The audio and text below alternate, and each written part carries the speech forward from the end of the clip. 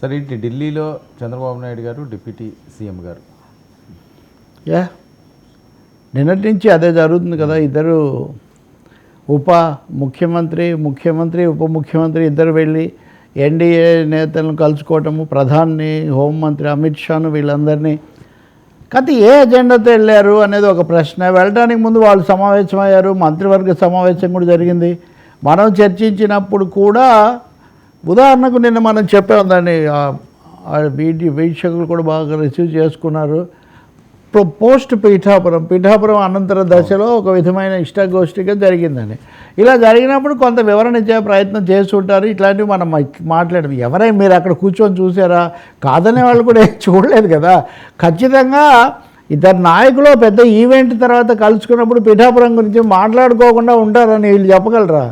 కాబట్టి కొంతమంది ఎందుకంటే చాలా కోపంగా వీటి మీద విపరీతమైన ఇవి చేస్తున్నారు అన్నమాట స్టోరీస్. ఏమని అసలు కూటమిని ఏదో విచ్ఛిన్నం చేయడానికి కొంతమంది కుట్రలు పన్నుతున్నారని, లేకపోతే ఈ దెబ్బతో అంతా అయిపోయింది, రెండు అయిపోతుంది. ఎవరు, నేను కానీ మీరు కానీ ఎవరు అనడం లేదు. అంత తెలివి తక్కువగా చిన్నపిల్లలు కూడా అలా మాట్లాడరండి ఈ రోజుల్లో. ఒక సభలో ఏదో అయినంత మాత్రాన రెండు అయిపోతుందని. కానీ కొన్ని విధాలైన భిన్నాభిప్రాయాలు, భిన్న స్వరాలు, ఎవరి ప్రయోజనాలు వాళ్ళు చూసుకోవడం అనేది అయితే జరుగుతుంది. తెలుగుదేశం పార్టీ మనసు కొంచెం నొప్పి పెట్టింది, కొంచెం ఆ పార్టీ వాళ్ళు గాయపడ్డారు అనేంతవరకు నిజం. ఇంకా దానికి ఏం పెద్ద సాక్ష్యాధారాలు అవి అక్కర్లేదు. ఈ నేపథ్యంలో కలిసినప్పుడు అది ఉంటుంది.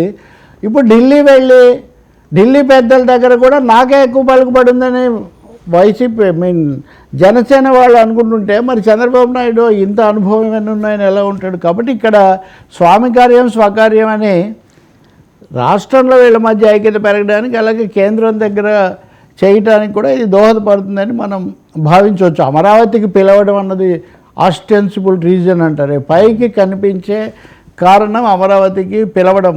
అంతవరకు ఏప్రిల్ 15 ప్రాంతాల్లో పిలుస్తారని. నిజానికి అజెండా కూడా ఎందుకు బయటపెట్టలేదు? ఇద్దరు ప్రముఖంగా అక్కడికి వెళ్తున్నప్పుడు మేము ఈ విషయం చేయబోతున్నాము, ఈ అమరావతి కోసం మీరు ఏం తెస్తున్నారు, అమరావతికి ప్రధాని ఏమి ఇస్తున్నారు.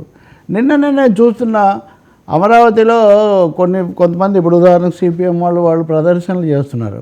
అప్పుడు మీరు అంత 1400 రోజులు ఆందోళన చేశారు కదా, బాగుంది. అప్పుడు ఆ ప్రభుత్వం అసలు మొత్తానికి ఎసరు పెట్టింది, న్యాయమైంది.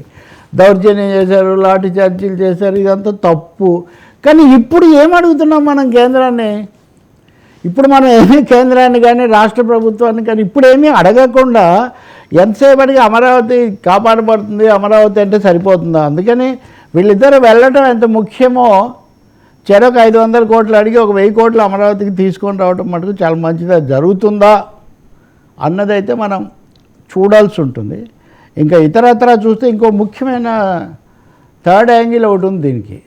తెలంగాణలో కూడా ఎన్డీఏని ఏర్పాటు చేయాలి అనే ఒక కోరిక అలా జరుగుతుందనే మాట ఒకటి వినిపిస్తున్నప్పుడు, ఎప్పుడు పవన్ కళ్యాణ్ కొండగట్ట ఆంజనేయ స్వామి నుంచే వారాహి యాత్ర బయలుదేరుతుంది కదా. కానీ మొన్న శాసనసభలో చేసినప్పుడు వాళ్ళకి ఓట్లు అస్సలు రాలేదు. దాంతో పార్లమెంట్ ఎన్నికల్లో బీజేపీ వాళ్ళు చేయలేదు. కానీ సీన్ మారింది కదా. పార్లమెంట్ ఎన్నికల నాడు బీజేపీ వేరు, మెజార్టీ రాకపోయిన బీజేపీ వేరు. కాబట్టి ఇప్పుడు మళ్ళీ అలాంటి తర్వాత గెలిచిన తెలుగుదేశం తెలంగాణలో చూపించే ప్రభావం వేరు, ప్రతిపక్షంలో ఉన్నది. కాబట్టి చంద్రబాబు నాయుడు తెలుగుదేశాన్ని బతికించాలని కొంత ప్రయత్నం చేస్తున్నారు.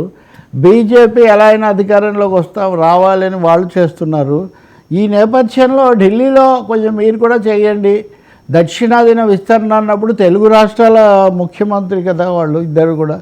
కాబట్టి ఆ పద్ధతిలో ఏదో జరుగుతుంది. ఢిల్లీ యాత్రలో అమరావతితో పాటు భాగ్యనగర ఎజెండా కూడా ఉంది అనే ఒక అభిప్రాయం రాజకీయ వర్గాల్లో బలంగా ఉంది. రాజకీయ వర్గాలేమో కానీ చంద్రబాబుకు అనుకూల సన్నిహిత వర్గాలు కూడా ఆ మాట చెప్తున్నాయి, బహిరంగంగానే చెప్తున్నాయి. ఏం జరుగుతుందో మనం ఇంకా చూడాలి. బహుశా కిషన్ రెడ్డి ఇట్లాంటి వాళ్ళు ఎవరైనా కలిసి ఇటువంటివి కూడా చేయొచ్చు. మల్టీపర్పస్ విజిట్ లాగా ఉంది ఇది. ఢిల్లీ వెళ్ళటం, ఒకటి యూనిటీ, 2 తెలంగాణ, 3 అమరావతి.